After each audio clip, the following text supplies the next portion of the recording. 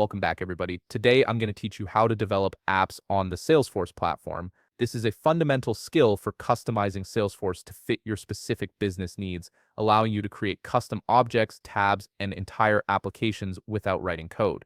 Let's start by accessing the Setup area. Click the gear icon in the top right corner of your Salesforce screen. From the drop-down menu, select Setup. This will open the setup environment in a new tab, which is your control center for all Salesforce customization and configuration. Now we'll create a custom object, which is essentially a database table that stores information specific to your business.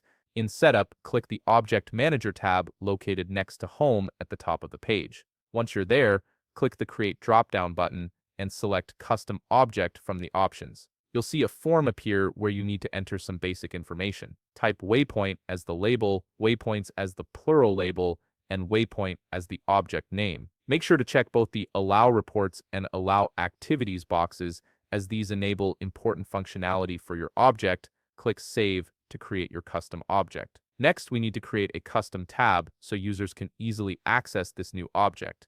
Click Home in the Setup navigation bar, then type Tabs into the Quick Find box and select Tabs from the results. Under the Custom Object Tabs section, click New. From the Object dropdown, select Waypoint, then choose any tab style icon that represents your object visually. Click Next, then Next again, and finally click Save to complete the tab creation. Now let's build the actual Lightning app that brings everything together. Click Home in Setup again, type App Manager in the Quick Find box and select App Manager. Click the New Lightning App button to start building. Enter Trailblazer as your app name and click Next. On the App Options screen, leave the default settings and click Next. Do the same on the Utility Items screen. On the Navigation Items screen, search for and add Home, Chatter, Waypoints, Reports, and Dashboards to your selected items list. These will be the tabs visible in your app. Click Next to proceed.